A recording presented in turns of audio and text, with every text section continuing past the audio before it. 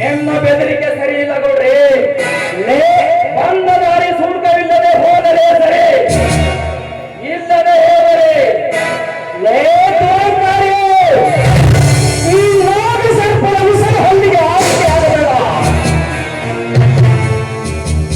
ಸುಮ್ಮನೆ ಅಧಿಕಾರದ ಆಸೆ ಬಿಟ್ಟು ಪ್ರಾಣ ಉಳಿಸಿಕೋ. ಆತರ ಸರ್ಪು ನೀನಾದರೆ ಅದರ ಕೋಕೆ ತಿನ್ನುವ ಗರುಡು ನಾಡಿದರೆ.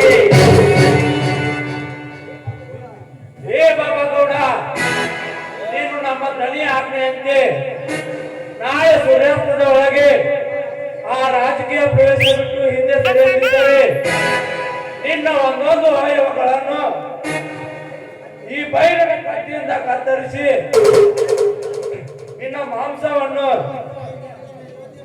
ನಾಯಿ ನರಿಗೆಗೆ ನೈವೇದ್ಯ ಮಾಡ್ತೀನಿ. ಗೌಡ ತಡೆ ಹುಡುಗ, ನಿನ್ನಂತೆ 10 ಕೊಲೆಗಳನ್ನು ಮಾಡುವಲ್ಲಿ